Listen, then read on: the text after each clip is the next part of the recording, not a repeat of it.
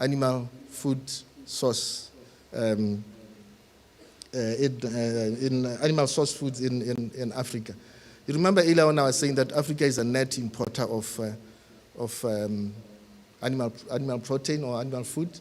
The same means that there is now a market for that. Anybody who is producing animals in this continent can have a market to sell their animals. So that is an opportunity, even though elsewhere it's a challenge.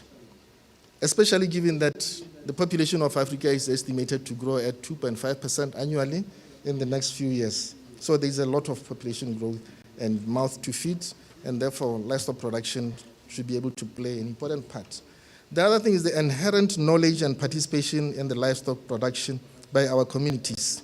Livestock production is basically our culture. It's in our DNA. And I think it talks to what was being presented yesterday on social justice, that is something that is part and parcel of us. We'll do it all the time. The other opportunity that lies there and is waiting to be used is the use of public-private partnerships in Africa.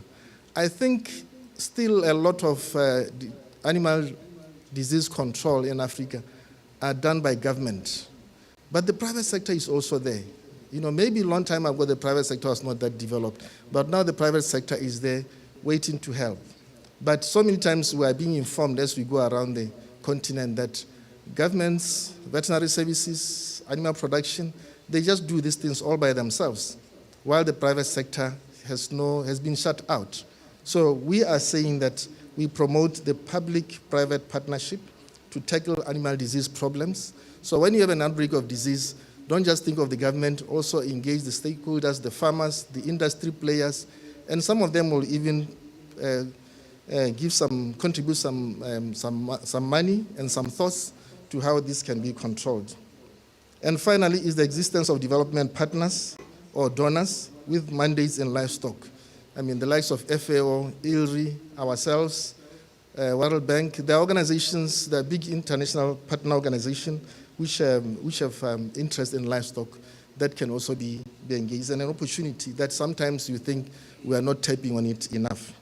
Director of Ceremonies, ladies and gentlemen, in conclusion, I want to say that livestock production is very important to the livelihoods of our communities, and the animal resource should be protected and grown in a sustainable manner for the benefit of our people. So that's all I have, and I thank you, Director of Ceremonies.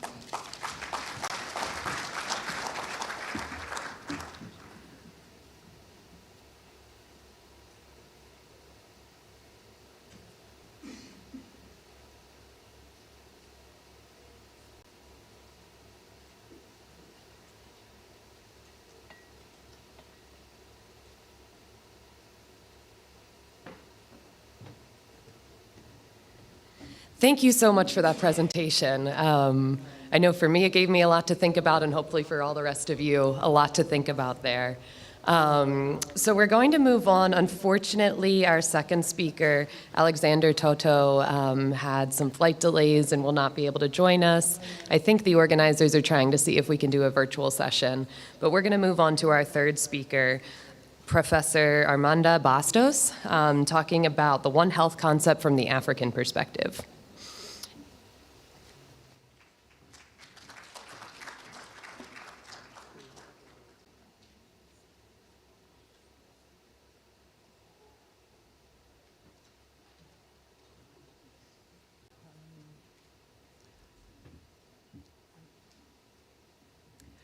Morning, everyone. There is a little bit of a technical issue. I will need my talk and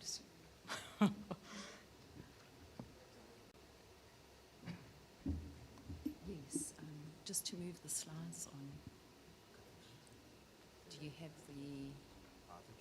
I don't have it, no.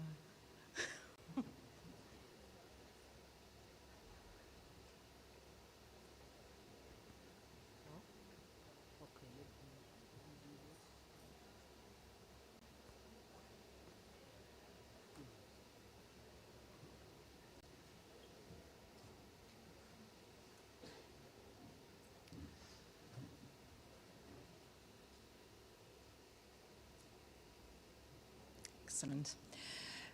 Good morning, everyone. I'd like to thank the organisers for this opportunity to address you. In 1996, I attended the first and inaugural meeting of the All Africa Conference for Animal Agriculture in South Africa. And back then I was a postgrad student.